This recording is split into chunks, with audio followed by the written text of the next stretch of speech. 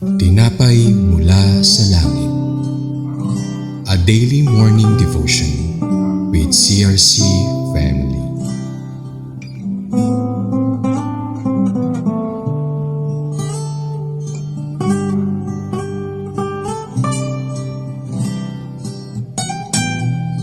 Isang mapagpalang umaga po sa lahat. Welcome once again sa ating daily morning devotion dito sa Tinapay Mula sa Langit. Ako po si Elder Nora Fernandez Cabilin of CRC Manila. And I am inviting you all to get ready upang marinig ang mga aral, reminders and encouragement and warning from the Lord na nakapaloob sa mga talata na ating babasahin later from Judges chapter 5 verses 13 to 18. And our title is The Tribes That Helped and the Tribes That Didn't Help. But before we read our Bible text, let us start with a prayer. God the Father in heaven, magandang umaga po sa iyo. Salamat po sa magandang umagang ito at kami po ay muli niyong ginising at magkaroon ng mapayapa at masarap na tulog sa magdamag at may bagong hinaharap na pag-asa at panibagong araw na may kapayapaan sa aming mga puso sa kabila ng mga nangyayari sa aming paligid. Salamat din po dahil mayroon kaming pagkakataon na makarinig ulit ng iyong salita na puno ng aral at kaalaman na nagmumula sa iyo. We ask the help and guidance of the Holy Spirit upang ito po ay aming maunawaan at ito pang aming dalangin sa pangalan ni Jesus. Amen. Basahin po natin ang Bible text from Judges chapter 5 verses 13 to 18 mula sa MBB Tagalog. From verse 13, kumilos na ang mga dakila ng bayan, alang-alang kay Yahweh, malakas man ay lalabanan. Sumalakay sa libis ang hukbo ni Ephraim, kasunod sa paglusob ang lipi ni Benjamin. Mga pinuno ng Makir sa digma ay dumating, gayon din ang mga pinuno ng sa Zebulun ng galing. Ang mga pinuno ng Isakar sumama kay Deborah, gayon din kay Barak na nagkapanguna, at hanggang sa libis sumunod sa kanya. Ngunit ang lipi ni Ruben ay di nakapagpasya, di nila malaman kung sila ay sasama.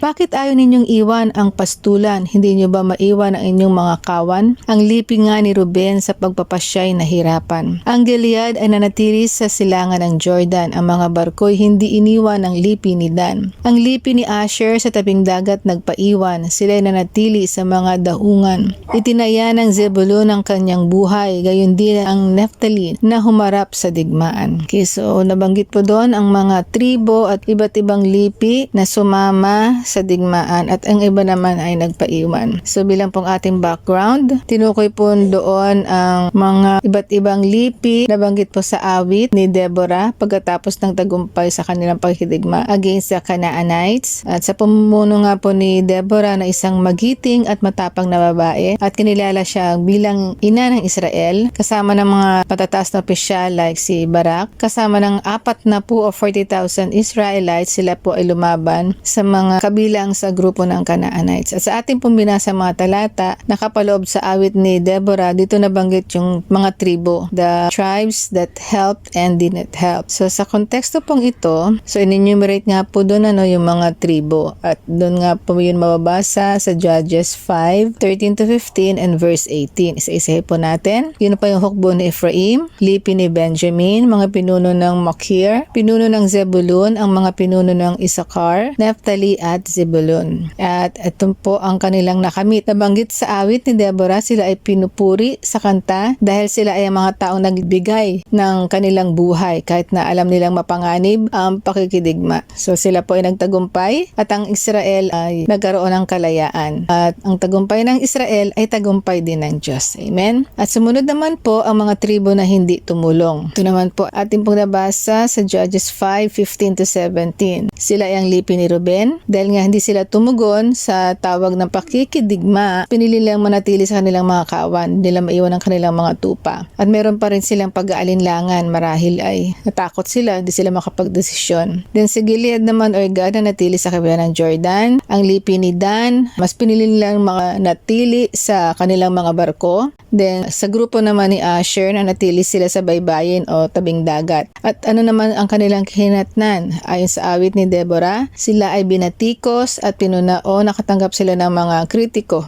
o pag-uusig. Dito po pinakita at nire-remind tayo ni Lord na sa bawat desisyon natin sa buhay ay may katapat na consequence, lalo na sa tawag ng gawain sa ating mga ministeryong kinabibilangan. So sa kabuuan ng ating binasang talata, sa awit ni Deborah ay pinarangalan ang mga nagbuwis ng buhay. Sila ay pinupuri at dahil sila ay nakadigma at nakatanggap din sila ng magandang mga salita. Ngunit yung mga hindi sumama sa digmaan, mga hindi nagpunta, mga nagpaiwan sa likod o meron silang kanya-kanyang dahilan at hindi maiwanan, sila naman ay pinuna o krinitiko. So ang mensahe dito na gusto ipahatid sa atin ng Diyos, God is reminding us these following messages. Number 1 po, the importance of hear and obey. What are the importance of benefits of saying yes to God's calling, or simply what are the blessings if we obey the will of God? So meron po tayong malinaw na reference na matatagpuan natin sa Deuteronomy chapter 28, nakasaad po doon from verses 1 to 14, blessings for obedience or for being obedient. Yun po ay merong 14 verses at 14 blessings po ang naka-enumerate doon. At sa verses 15 to 68 naman, yun naman ang curses for disobedience or for being disobedient. So nakasaad naman doon ang 54 na curses. So mas marami po ang sumpa kapag tayo ay hindi sumunod sa utos ng Diyos. Okay, so dapat tayo ay maging maingat at makinig tayo kung ano ang nais ng Diyos sa atin. And then number 2, don't be afraid, just trust God. If hindi natin acknowledge yung kanyang tawag, siguradong tayo ay merong kalakip na kaparusahan. But it is not only yung in-acknowledge natin yung pagtawag or saying yes sa calling or instruction na binigay sa atin ni Lord. It also requires faithful response, total surrender, and complete trust in God's plan and promises. Tulad ng ipinakitang katapangan ni Deborah at lahat ng lipi na sumama sa labanan. Handa silang magbuwis ng buhay kahit hindi naman nila alam kung anong kahinatnan ng labanan na yun, so maaaring sila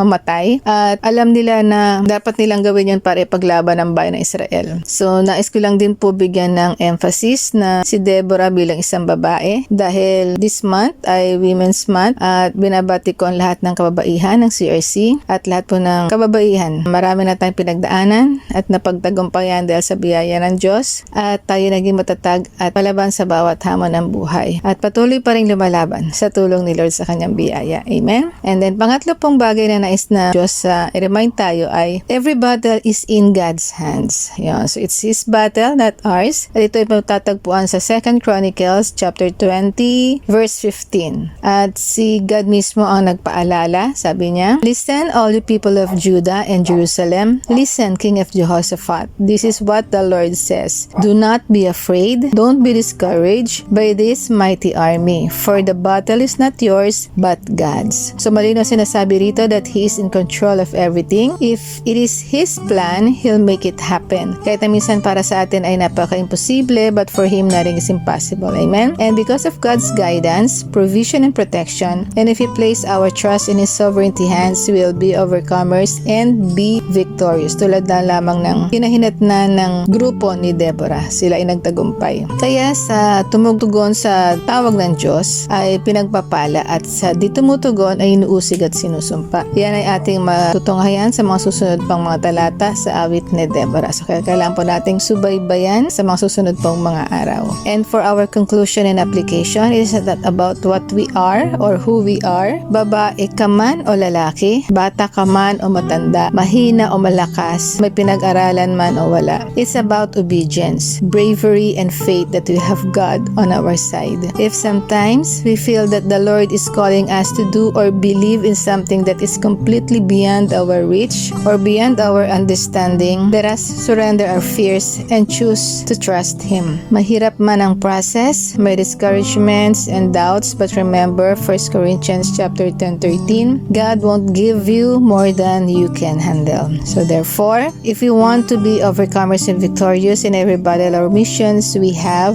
choose to trust the Lord completely, obey His will, and later on we will see how God works in our life and bless us for being obedient. And again, do not fear, be courageous, and choose to obey His will and trust the Lord completely.